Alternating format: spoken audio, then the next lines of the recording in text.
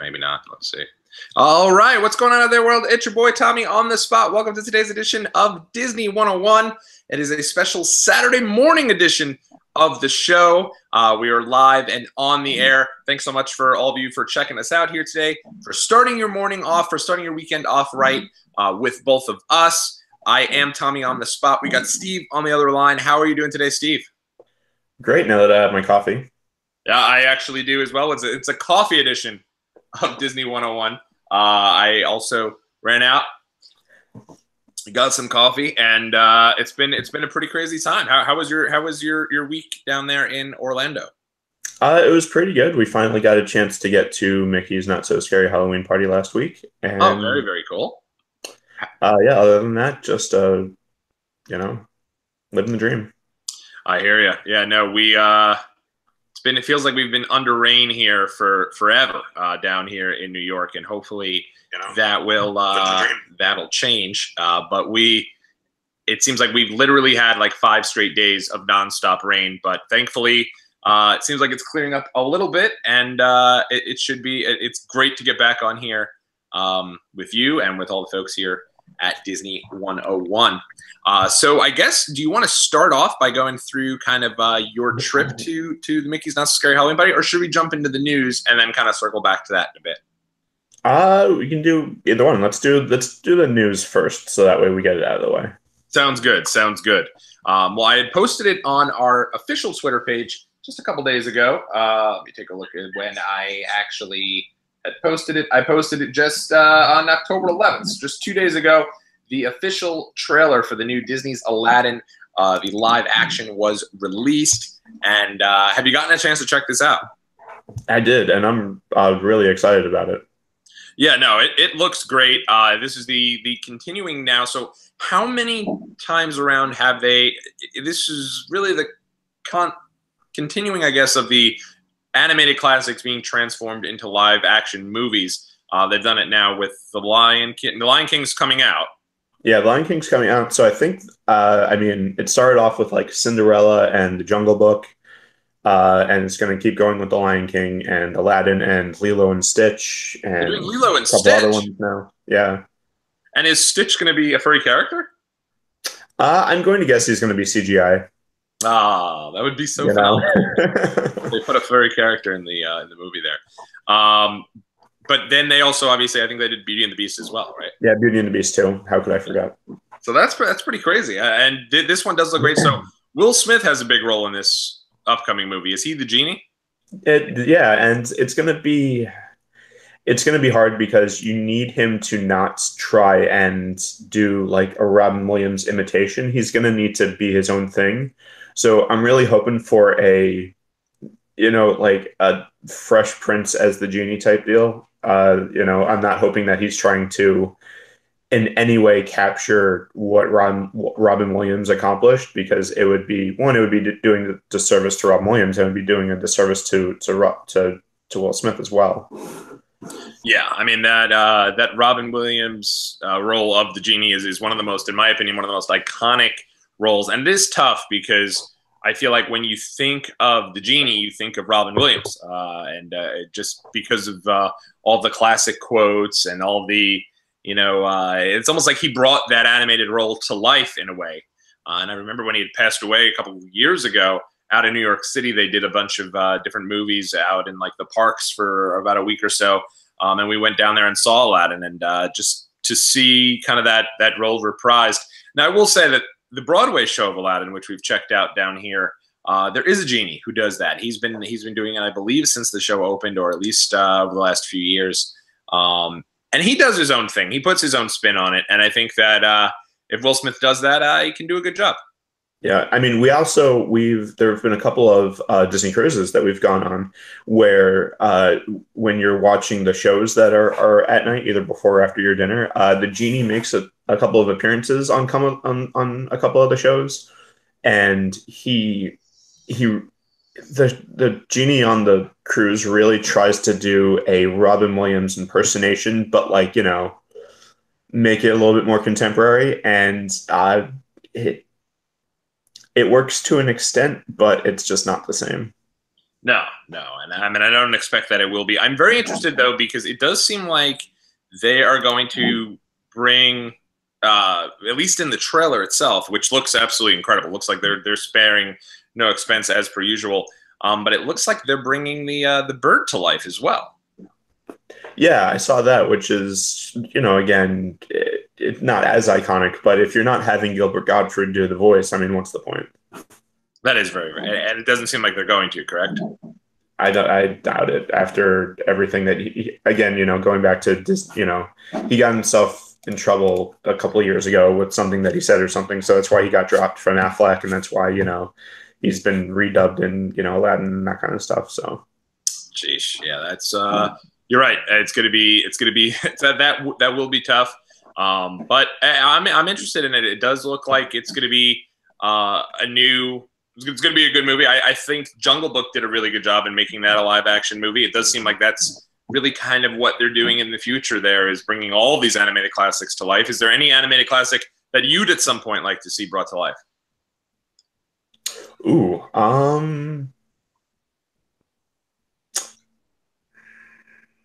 I would say maybe Hercules, but again, it's like if you don't have Hades being James Woods or you don't have that kind of personality, then I wouldn't necessarily want to see it. But or maybe either that or like Emperor's New Groove or something. I think that would be weird. Yeah, I think it's a little early, but I definitely think a live action Moana could be great.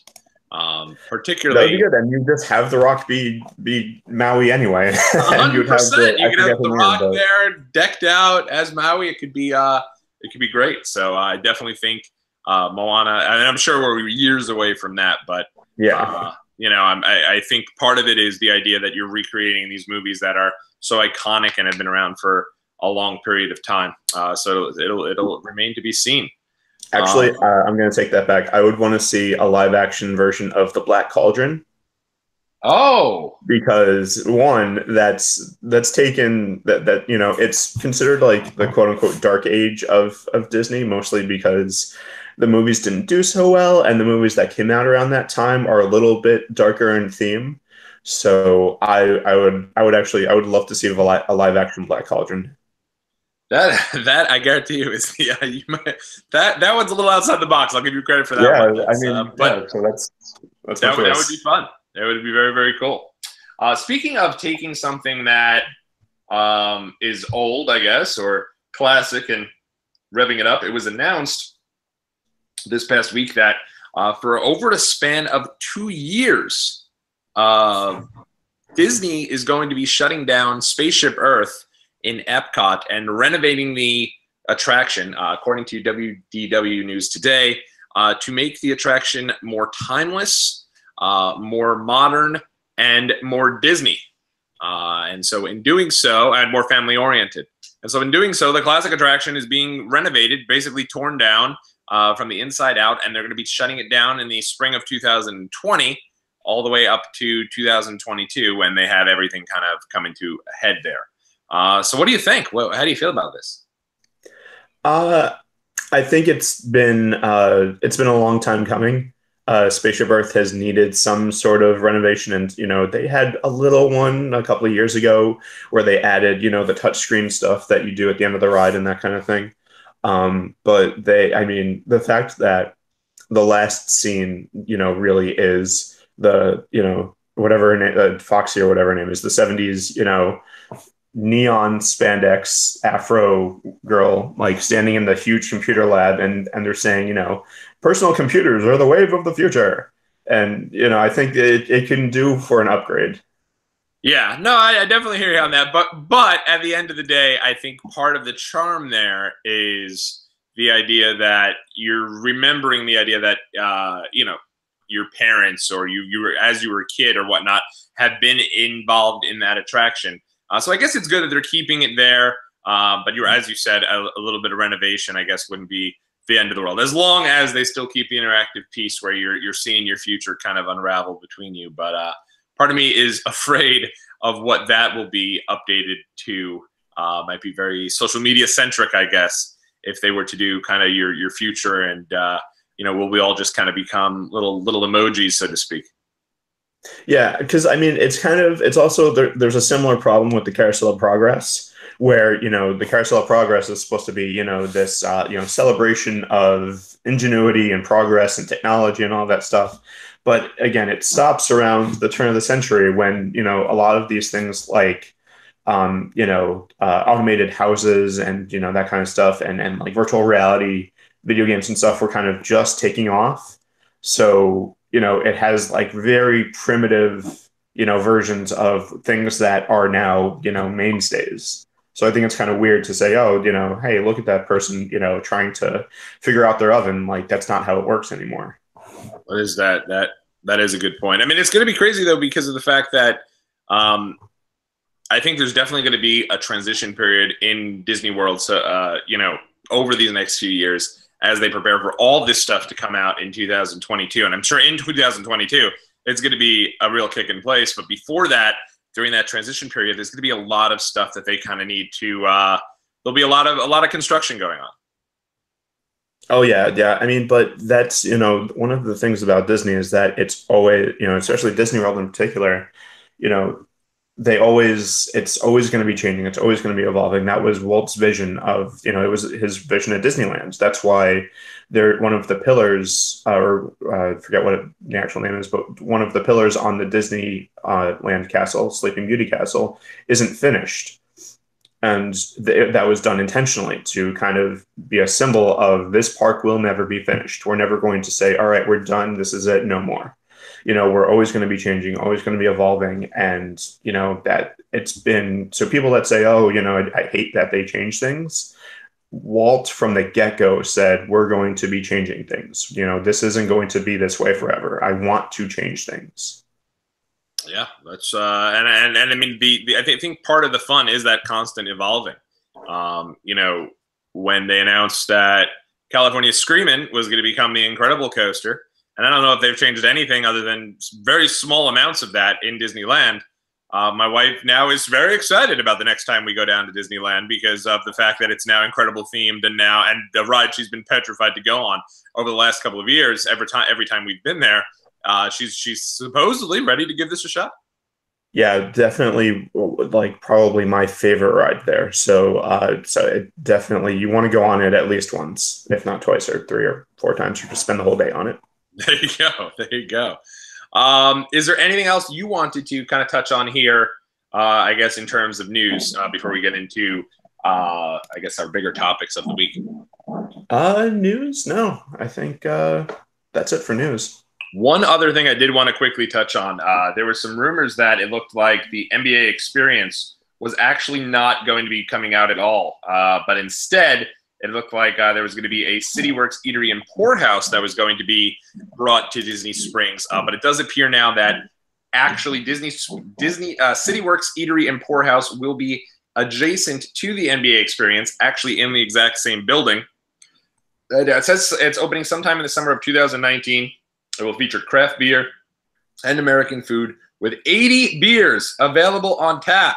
If you are a fan of the brews like myself, this is freaking good news here. Some of which will be rare and special tappings from both local breweries and around the world. If beer isn't your drink of choice, it will also have popular wines, plenty of large screen TVs, and various types of bar food. This place sounds incredible. Have you heard about this?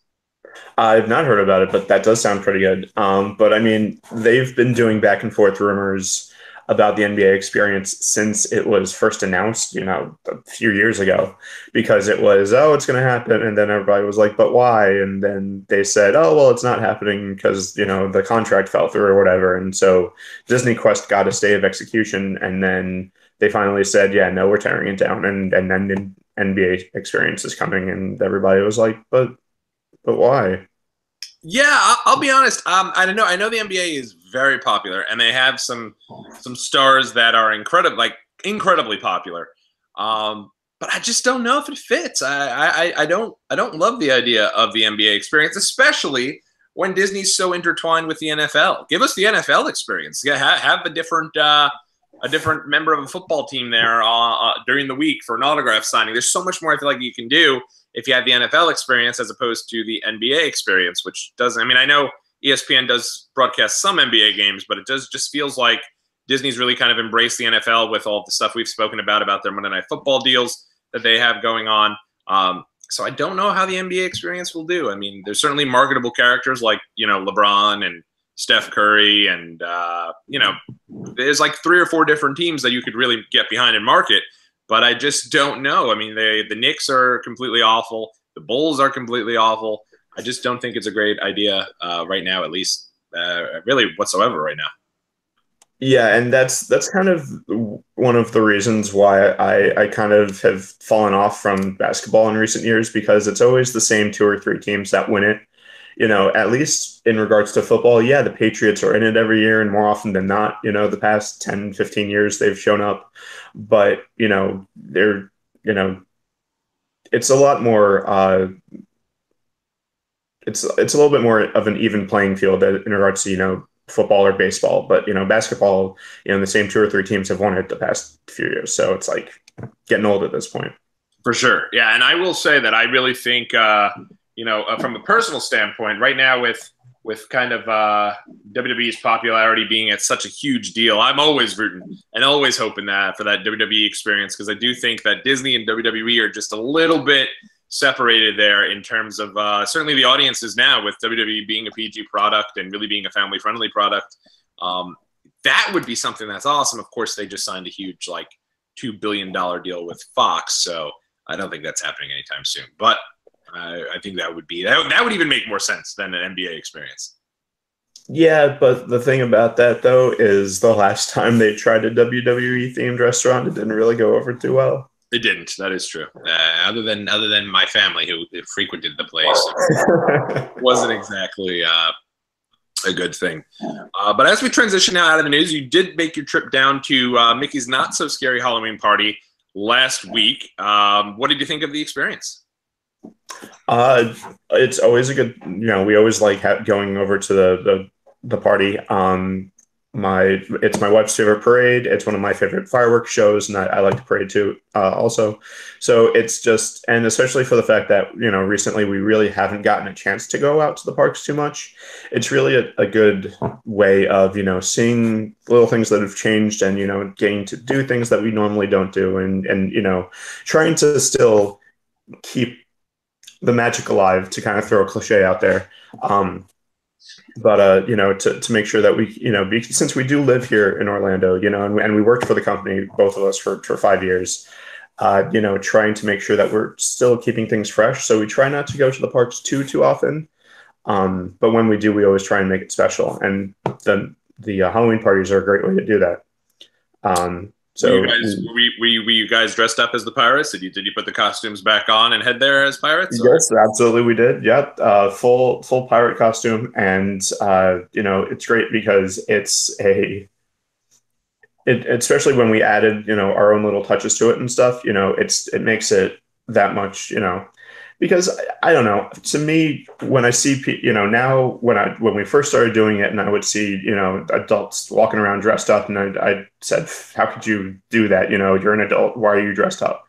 But a couple more years, and I finally gave in, and we started dressing up. And now I look around, and people that aren't in costumes, and I'm like, "How could you come to a Halloween party and not dress up? Like, what's wrong with you?" Well, especially that Halloween party. I feel like you got it right. There's a little weirdness with, especially, if you do go to one of the earlier ones in, August or September, and you're walking around in your Halloween costume in September, there's a weirdness to it, especially when you have to drive there. Yeah. But it's fun. It's all in good fun. But I'll say one of my favorite parts this year was the changes that they made to the attractions that we went on. So they did Space Mountain, which had changed into Deep Space Mountain. Oh wow! There's a different soundtrack to it, and all of the lights are off completely in the attraction, and you're thinking, oh, but aren't they always off? But for some reason, it wasn't. It wasn't just regular darkness, it was advanced darkness. Like, there was no, sometimes you get like the shooting stars and stuff shrieking across while you're in there. There was none of that. It was completely, absolutely pitch black. And for some reason, it just made it a completely different experience. That sounds incredible. Yeah, No, I it think was a lot of fun. yeah, I've heard that they've done that, and I feel like it would definitely be a little unnerving to be there and see complete nothing in front of you whatsoever. Yeah, well, even and the lift hill too. The lift hill, you don't get any. There's nothing in the lift hill either, so it's completely pitch black there too, and you don't realize how long it is until you're in complete pitch blackness and you can't see the top. And that just it gave a whole new dimension to it, and it was definitely just a little bit. Even though I've gone on the ride countless times, it was just a little bit more unnerving, I guess you could say. That's crazy. That's great. And you said there was other attractions that they changed as well. Yes. So the teacups changed. There's different lighting and music effects and stuff, Oh, damn. which we didn't go on mostly because my wife isn't a big fan of it. Mostly because I try and spin that sucker as fast as possible. Oh, Lord. So yeah, so we didn't go on, but that's one of the few attractions where you can just kind of walk by and see everything that there is to see about it, and you're good. Right. Um, but we did because we were dressed as pirates, so it was obligatory that we went on Pirates of the Caribbean, and it was probably the one of the best attractions because they not only have live pirates in the queues, they also had a live pirate on the ride. Damn, that is cool. So there was the one scene, it's right after the former redhead scene, but like the auction scene. In the next section, there's a bridge that you go under, and there is a pirate on the bridge, and he was kind of, he's like, like catcalling people, and like calling, and like jeering people, and like that kind of stuff, and like either making fun of people's costumes or like making jokes about it and that kind of stuff, and it was really funny. It was actually really cool. Did you know that was going to be there? I knew that I had heard that there were going to be live actors or live pirates around the attraction. I didn't know what they were actually going to be doing, so it was kind of cool to see it. Yeah, no, that sounds really cool. That's Yeah. awesome. And it was funny because I'm pretty sure that a lot of people didn't get the fact that that guy wasn't an animatronic because all the other ones are so lifelike, and he was really dressed up like head to toe like an animatronic. So a lot of people didn't get the fact that he was a live actor until he said, this is like a back and forth thing. You can respond to me. Oh, that's pretty It was cool. like, and people were like, oh, wait, what? Yeah, that's awesome. And then did you see? I had heard there were these two. The big thing about the Mickey's Not So Scary Halloween Party this year are these two big character meet and greets. Obviously Jack and Sally, and then the photo op you can get with all seven dwarfs. Did you? I know you guys were not huge on the character meet and greets, but did you see where these meet and greets were set up? Yeah, we did, but they're always there. At least as far as I know, they've been there every year. So, and we're not too keen on the meet and greets, so we just didn't. We just decided to kind of skip that. And are they only there for the party itself? Yeah. So if you happen to go by there on a day that there is a Halloween party, you still won't get to see them. They only come out for the Halloween party. Oh, that's crazy. And only Yeah. for the people who have tickets to that party. Well, yeah. Oh, that's awesome. That's very cool. Yeah. Were there any of the other attractions that were kind of done up for it? Uh, that those are the only ones that are done up special. I mean, we always go to the Haunted Mansion as well, just because Halloween party, so you kind of have to. But those are the only rides that were done up, especially for the party. Oh, very, very cool. And how was did you guys get to try any different types of treats or see any different treats that were out there Halloween themed? A couple of different ones. Especially with the fact that my wife does, she's gluten free. So what they will do is when you go down the trick or treat paths, as they're kind of giving you all of the candy and everything, they'll also give you a special, like a token, like a chip. It kind of looks like a poker chip, and then you go to one of the locations that they have the special allergen friendly candy, and you hand it in. You tell them what your allergy is, and then they say, okay, based on your allergy, this is what you can have. So, what do you want? Oh wow. And the good thing is that all of the allergen-friendly candy is gluten-free. Some of it is, some of it's more for people that can't have nuts or, like, that kind of thing. But since all of them are gluten-free, so, she just a couple of times just piled up. And so she has a couple of bags of, like trick or treat bags full of gluten-free candy. So they had special gluten-free peanut butter cups, gummy worms, Smarties, that kind of stuff. So I did hear that the trick or treating is pretty much top notch at the Not So Scary Halloween party. oh yeah, and it's great because there's no limit on how much you can go, and you can even go to the same one, like you just keep circling back and stuff. So, and they do a good job of spreading it out and keeping the lines moving. So it's not like you're waiting online for any extended period of time just to go trick or treating. Like they keep it moving, and it's pretty good. That's really cool. Yeah, that's awesome. And then did they have I know there's different types of shows or something, right, during the Halloween party? Yes, so there. I mean, you get the dance party that's in Tomorrowland. There was also one in Storybook Circus. I think it was like a Disney Junior one or something. And then you also have the big Hocus Pocus show that is at the castle, right? Usually it's either before or after the parade or the fireworks. Oh, that's very cool. And did you I'm just making sure that your thing didn't cut out. No, seems like you're still I can't see you. Can you see me right now? I can see you, but me is just a background now, so I don't know what happened. Yeah.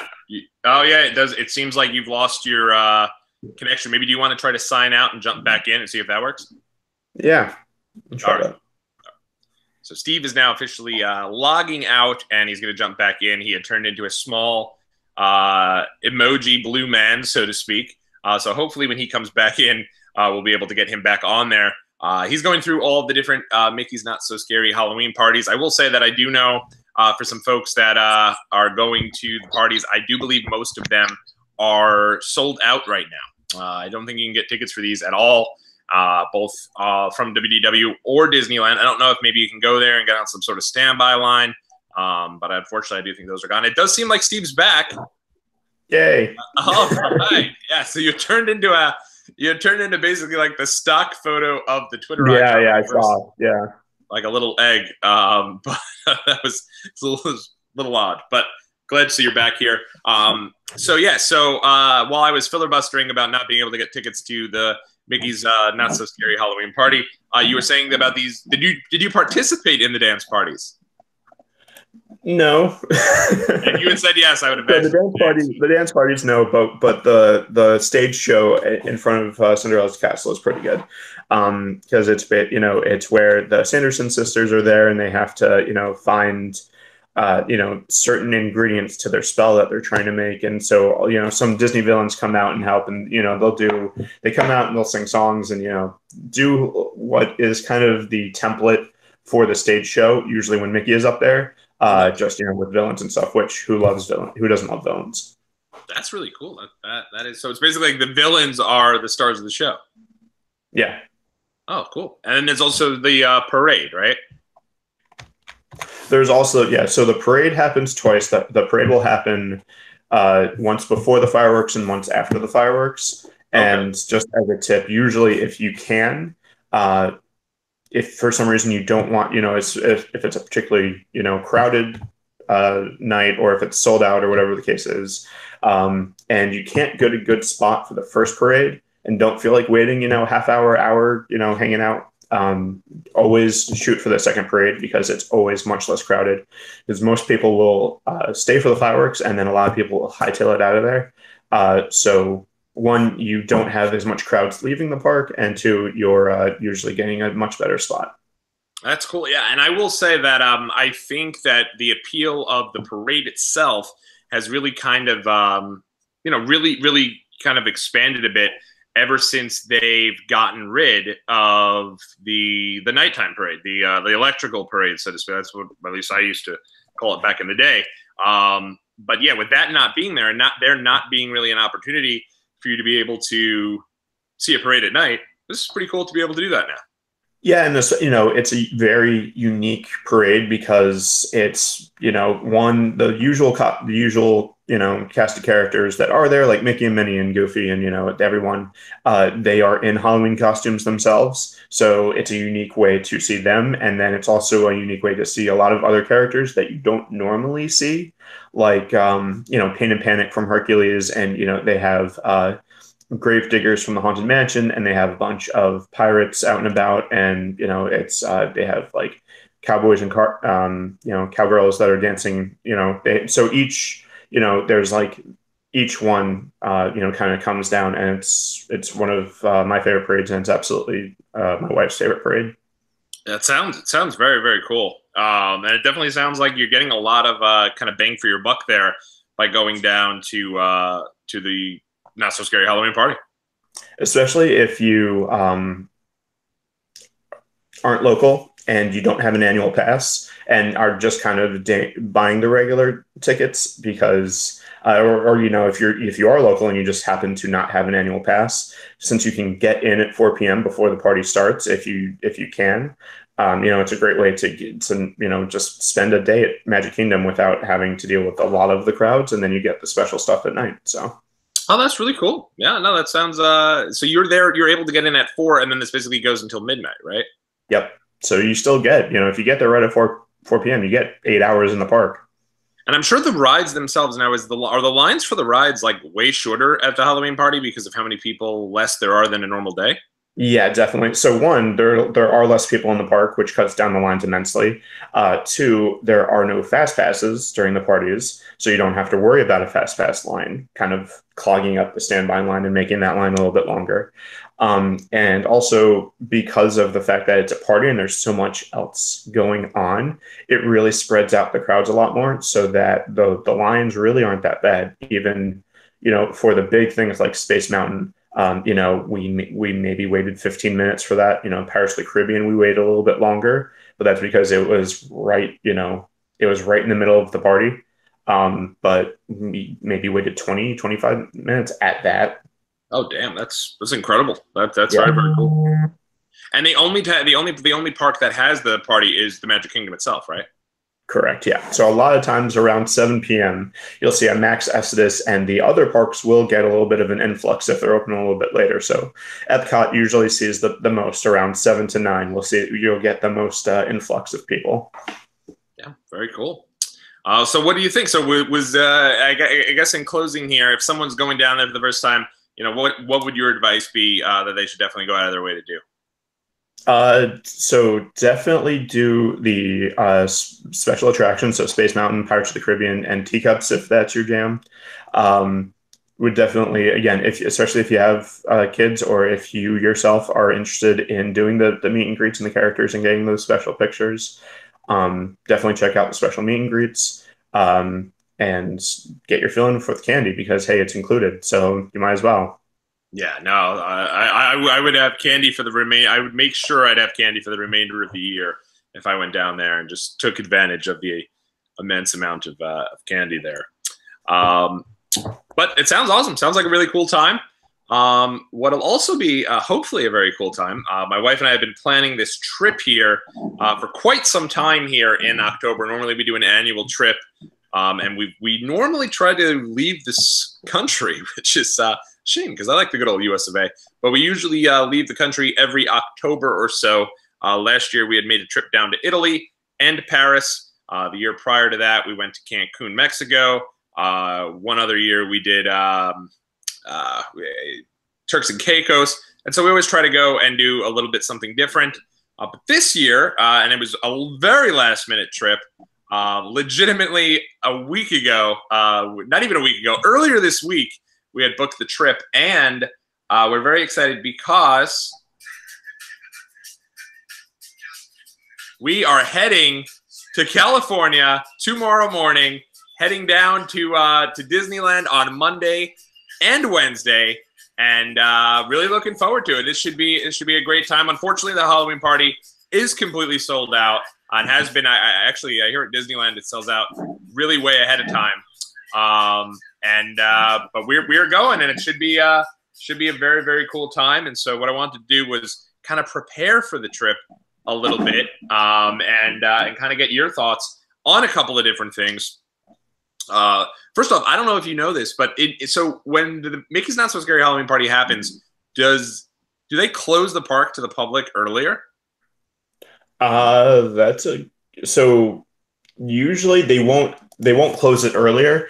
What happens is so for example at Magic Kingdom the party starts at 7 o'clock. So at 7 o'clock on the dot there's basically an announcement that happens in the park. It's all themed and everything that basically says oh, the Halloween party is starting, and that is the cast members cue to basically start kicking people out.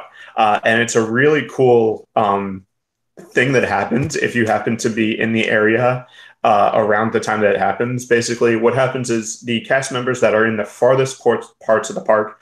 So, for example, in Tomorrowland, when I used to work there, we would start at Space Mountain, and once whoever at 7 o'clock, the cutoff happens and says, okay, from now on, no one gets past you unless they have the special bracelet for tonight.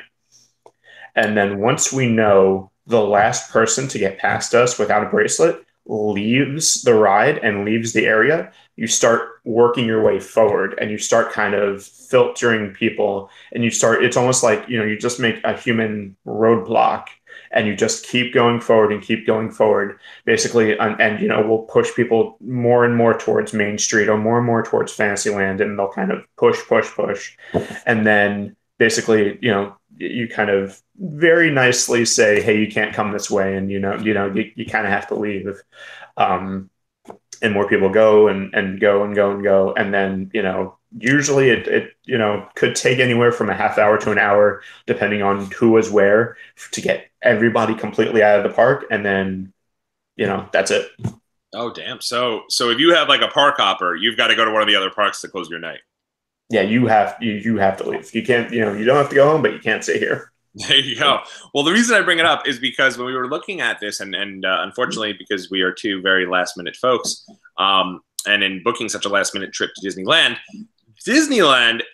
on their hours page, it says that they're open Monday and Wednesday until this is Disneyland Park, Disneyland proper. They're open until midnight on Monday and Wednesday, but on Tuesday are only open till 6, which seems incredibly early.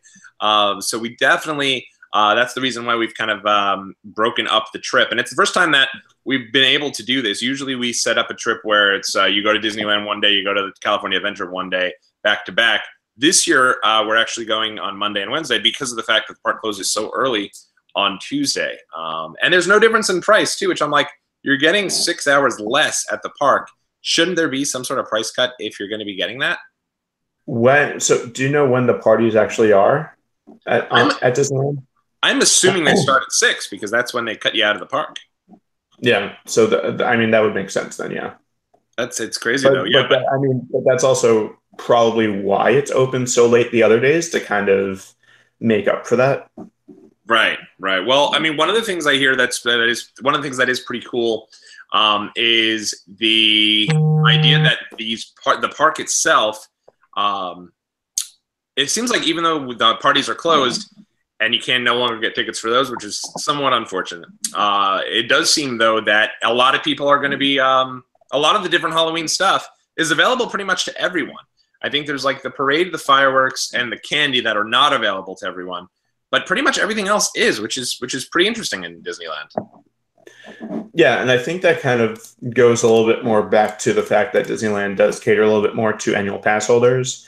So, the fact that you're there and it's okay, everything is all themed and set up and everything. So, because of the seasons and because also the Halloween parties are a little bit newer at Disneyland, so they do things a little bit differently, kind of is probably the reason behind that. Oh, that does make sense. Yeah. Well, I know that so Disneyland does it a little differently in terms of the attractions itself. I do think there is a different Space Mountain setup specifically for it. We also do have, and one of the big things that we're going, and this is actually now the second year in a row we've done Disney Park during the Halloween season. We had done Disneyland Paris last year during Halloween. But other than the Villain Tricycle Parade, I don't know than Disneyland Paris, and I could be wrong on this, and let me know if I am, for folks that are kind of watching along, or if you follow us on Twitter at Disney 101 Pod. I don't know if there's anything specifically for. I don't think there was a Mickey's Halloween party in Disneyland Paris. It didn't seem like there was. It just seemed like there was like one little area that was carved out with like a couple of different decorations, and there was also the tricycle villain parade, and but that was just during the day for everybody. So, you know, this is something that my wife is excited about.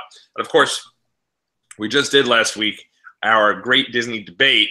And I didn't even realize while we were doing that it seems like Ariel's Grotto, which was my wife's favorite place in the entire world, has closed down in Disneyland. Really?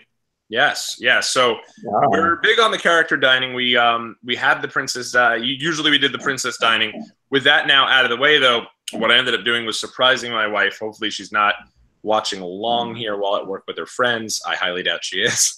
But we're going to be going on Tuesday morning in between our days. We have a day set up in Malibu.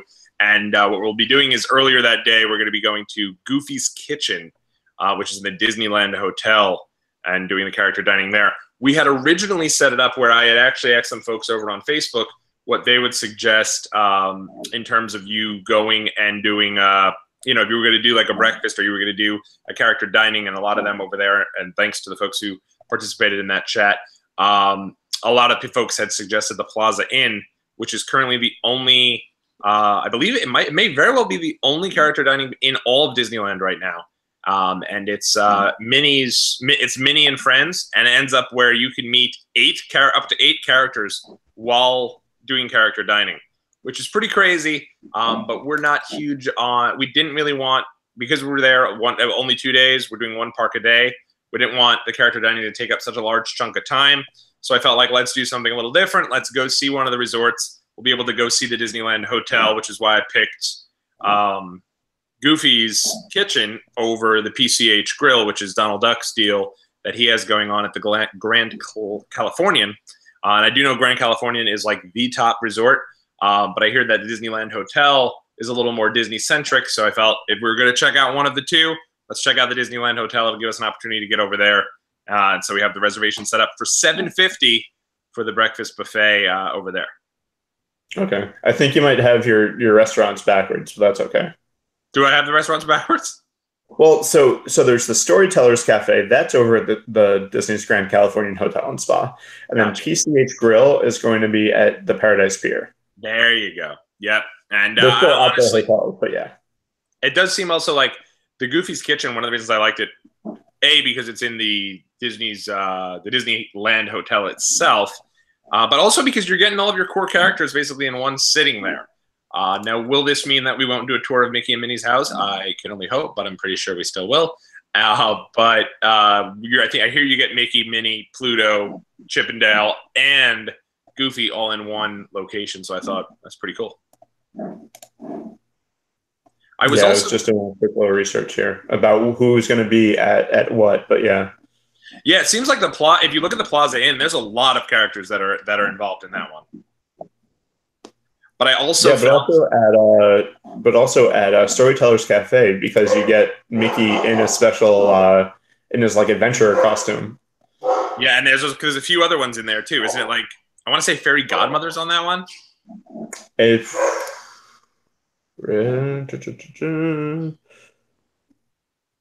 does not say who else.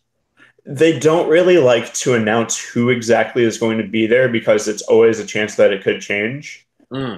So they won't say, oh, come to Storytellers Cafe so you can see Mickey, Minnie, and Snow White and, blah, blah, blah, because that might change depending on. Snow White has a stomachache. She can't make it to breakfast. Yeah. I mean, it happens to all of us. Some of us, ate a bad apple or something, Yeah, absolutely. So, one thing I did want to get your opinion on. So two things. Number one, it was my birthday last week. Would it not be the most egotistical thing in the entire world to call up the Goofy's Kitchen and request a cupcake for myself, considering that my wife can't do it because she doesn't really know about the idea that we're doing it? I mean, that would be kind of an on-par thing for you to do, so. Sure would. I just don't know that. I don't even know if I could do even I would be a little embarrassed to call up and say, "Oh, yeah, and whose birthday is it, sir?" Mine. It's actually my birthday. Um, so I mean, you could say something like, I don't know, make something up, but yeah. it'd be like it's my wife's birthday, and then it comes out, and she'll pivot over the cupcake over to me. Um, One of the other things I wanted to ask you though is about the Disney Max Pass. Have you heard about this? I have, and I started doing some research, and it got a little bit confusing at first because it almost sounded like you could still do the fast pass on your mobile device if you don't have this, but I don't think that's true. I think that the excuse me, I think the Max Pass basically allows you to make fast passes on your phone instead. Now, this isn't going to be the reason that they called it Max Pass instead of, for example, Fast Pass Plus, is because it's still not Fast Pass Plus in the idea that at Disneyland you still have the physical tickets that you can go to. The legacy machines, as we call them here. So you still have the paper fast passes, and Max Pass is still only going to let you do one at a time. The benefit here is that you don't have to go all the way over to the machine to get the fast pass, and you don't even have to be in the same park. You could be in, California Adventure, for example, and get a fast pass for Disneyland. Okay, cool.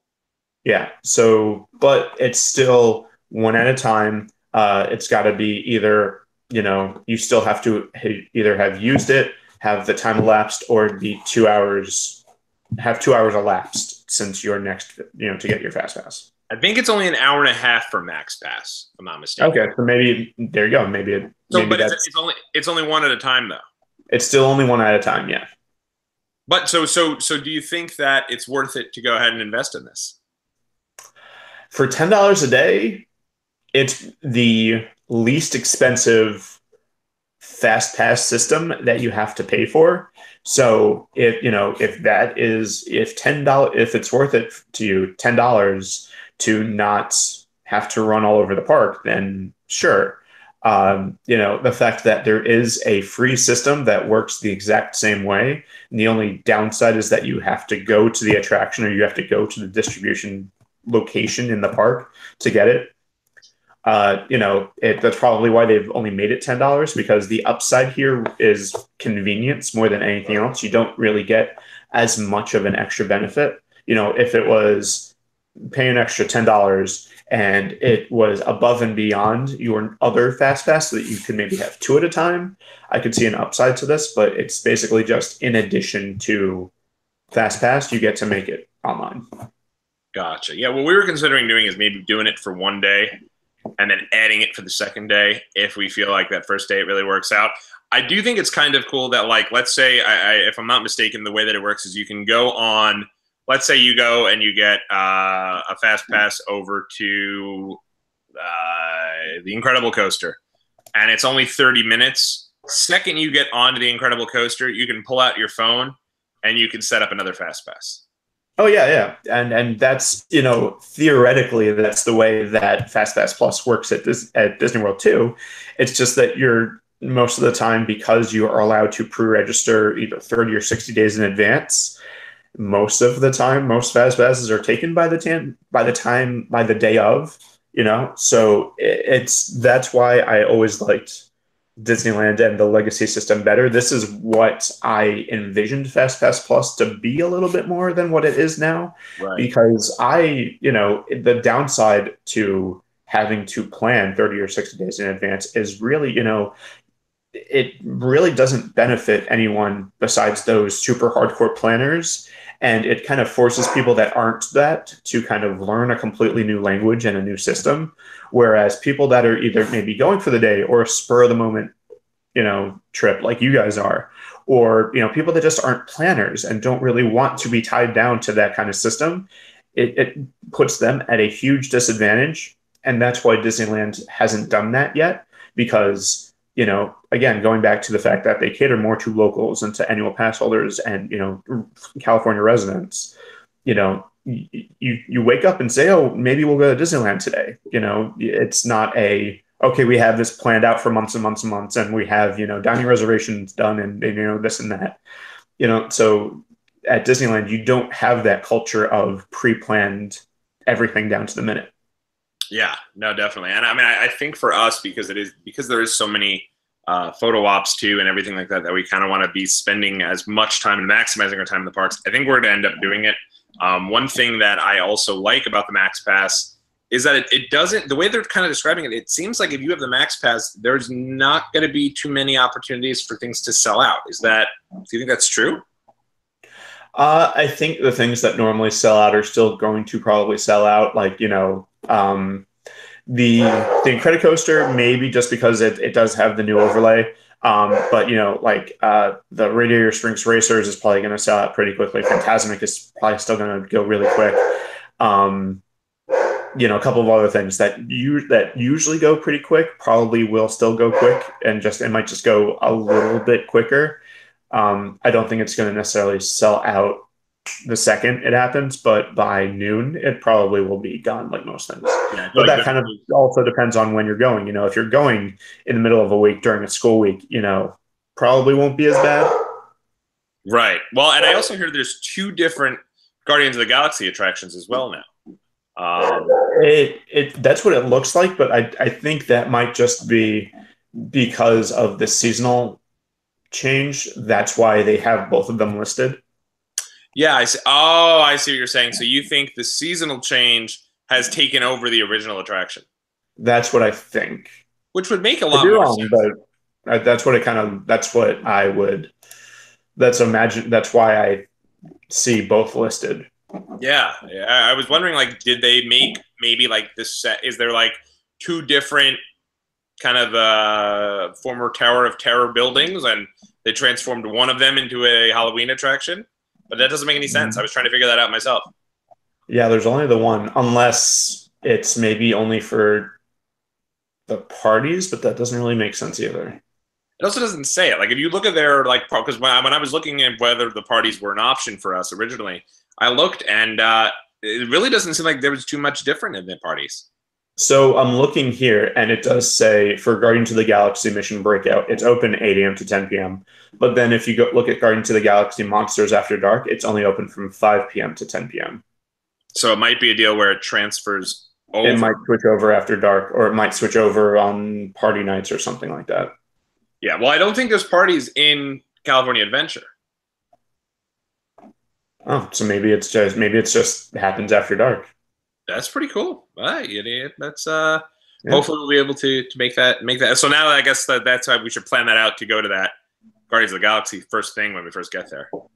Probably, yeah. But that, again, that's kind of one of the good things that's always been about the Fast Pass system is you get your Fast Pass for something you want to go on, so you have it, and then you can just wait in line for something else while you're waiting for that Fast Pass.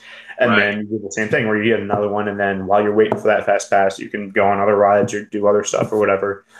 Having 3 rides back to back to back, or 3 rides ready for you, always kind of seemed to me like you're a little bit more constrained as to far as what you're going to do the rest of the day.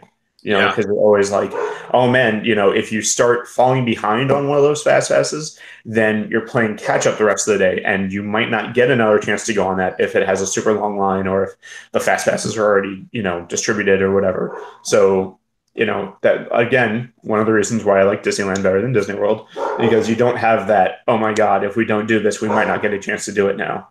Yeah, like you have to plan your meals around when you're getting to that last Fast Pass. And another reason why I like the Max Pass is we are usually big Photo Pass fans, and apparently for $10 you're getting the Photo Pass included in the Max Pass, which is pretty crazy. Yeah, and I see that as a huge perk too. Definitely for whatever, and for what it's worth, that's probably worth it in and of itself, just the extra $10 to get it. And then also, I do also like the fact that you only you can add it day by day, even if you have a multi-day ticket. You can still choose, okay, we're only going to use it, one day or, whatever. So I really like as well. Yeah, no, that I also like. I mean, we didn't do the Park Hopper deal, just because at first we thought we were only going to do 1 day, and then we ended up switching it over to a 2 day. But if you did have a park hopper, that's pretty great that you can do that as well, and literally stand in the park and move them around and everything. So that is good stuff. So do you have any suggestions of places to eat in Disneyland? We haven't really never done anything other than Ariel's Grotto. So for us, and I think maybe like one New Orleans-y type place with beignets over there. I would definitely do. Hold on, let me make sure that I get the name right. Cafe Orleans or Cafe Orleans or whatever you want to call it. That is going to be the one. That's the regular sit down. That's not the fancy one. So the regular, that one, because it's fancy sit down. It's called like something else. Blue Bayou. Blue Bayou. The Blue Bayou. So Cafe Orleans. That one. That's one of the places that we went to for lunch, and it was really good. I would say if you are, and the Monte Cristo sandwich is the one where it's sliced turkey, ham, and Swiss fried in a light batter and then dusted with powdered sugar. Oh, damn. It's really good. It is. But, if you're trying to go vegan or, in any way, shape, or form, try and watch yourself. It is not the sandwich to do it. But I would definitely say if you do want to try one of the Monte Cristos, share it. Because it is a lot of food. I would say you can even do like a starter. You can do like the chart. I don't know how to pronounce that name, but basically it's the cheeses and meat and that kind of stuff. Charcuterie, whatever, however you pronounce that.